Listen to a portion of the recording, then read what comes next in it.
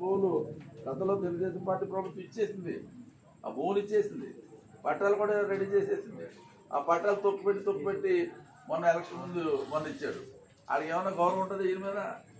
5 సంవత్సరాలు తొక్కుపెట్టాడు. మళ్ళా అక్కడ ఇచ్చిన పట్టాలు తొక్కుపెట్టినప్పుడు ఇక్కడ పట్టాలు నుండి భూములు ఎలా ఎత్తాలని మీరు అనుకుంటున్నట్టు విషయాలు కూడా ఈ సందర్భంగా మీ అందరూ, ఎందుకంటే అతనికి పెట్టడం అంటే ఇష్టం ఉండదు, ఎవరికన్నా సాయం చేయడం అంటే ఇష్టం ఉండదు అన్నటువంటి విషయాన్ని ఈ సందర్భంగా నేను మీ అందరూ కూడా తెలియపరుచుకుంటున్నా. తప్పనిసరిగా వచ్చేటువంటి ఎన్నికల్లో మన కూటమి విజయం సాధిస్తే కనుక తప్పనిసరిగా మన ప్రభుత్వం వస్తుంది. మనకు కూడా దాని మీద పూర్తిగా అవగాహన ఉంది కనుక తప్పనిసరిగా ఏ విధంగా కార్యక్రమాలు చేసి ఏ విధంగా చేసినట్లయితే కాళీపట్నం ఊరికి శాశ్వత పరిష్కారం వస్తుంది. మన వాళ్ళందరూ కూడా పంచిపెట్టగలుగుతాం. ఎందుకంటే ఏదైనా ఆడపిల్లలు కట్నాలు ఇస్తుంటే వాటితో చాలా ఇబ్బందులు అవుతున్నాయి, చాలా ఇబ్బందులు పడుతున్నారు. 50 లక్షలు ఖర్చు చేసినట్టు భూమి అమ్మాలంటే 20 లక్షలు కూడా ఎవరు కూడా ఇవ్వట్లేదు. 50 లక్షల భూమికి కనుక దాన్ని ఐడెంటిఫై పట్ట వస్తే 50 లక్షల భూమి 75 లక్షలు అవుతుంది.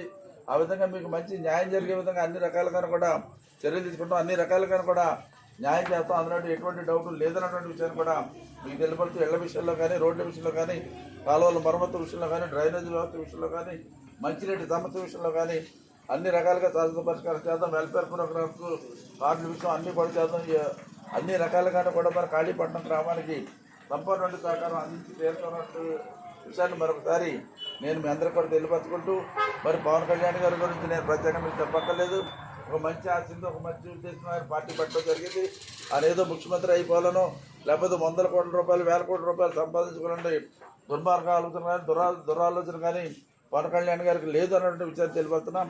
పవన్ కళ్యాణ్ గారి ఒక ఆశ ఒకటే, ఆంధ్ర రాష్ట్ర ప్రజానికి అంతా బాగుండటమే ఆయన ఉద్దేశం. ఆయన కుటుంబం కన్నా రాష్ట్రం బాగోవాలి, రాష్ట్రంలో ప్రజలు బాగోవాలని ఆలోచించేటువంటి వ్యక్తి మన నాయకుడు పవన్ కళ్యాణ్ గారిని కూడా ఈ సందర్భంగా నేను మెదగా తెలియపరచుకుంటూ, అటువంటి మంచి వ్యక్తి ఉన్నటువంటి పార్టీలో ఈ రోజున మనం అందరం కూడా ఉన్నాం కనుక తప్పనిసరిగా వారికి గౌరవానికి మరింత పెంపొందించే విధంగా తప్పనిసరిగా వచ్చేటువంటి ఎన్నికల్లో మనం అందరం కూడా గ్లాసు గుర్తుగా ఓటేసి తీరాలని ఈ సందర్భంగా అదేవిధంగా పార్లమెంట్ వచ్చేటప్పుడు కమలం గుర్తుగా ఓటేసి తీరాలని కూడా నేను మీద కూడా కోరుతూ శ్రీనివాసవరం గారికి కమలం గుర్తుకి 3వ నెంబర్లో పార్లమెంట్ కోటేయండి. నాయకర్ గారికి మనలో ఒకడైనటువంటి నాయకర్ గారు మన ప్రాంతవాసి, మనలో ఒకడు, మనందరికీ కూడా అనుకుగా ఉండేటువంటి వ్యక్తి.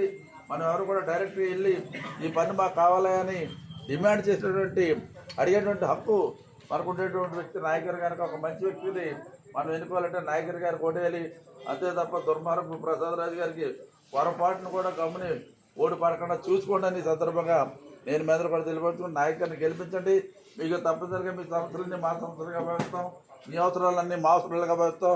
మీరు చెప్పినటువంటి విషయాలన్నింటినీ కూడా పరిలో తీసుకుని తప్పనిసరిగా మీ అందరికీ కూడా న్యాయం జరిగే విధంగా చర్య తీసుకుంటామని మీ అందరికీ తెలియపడుతూ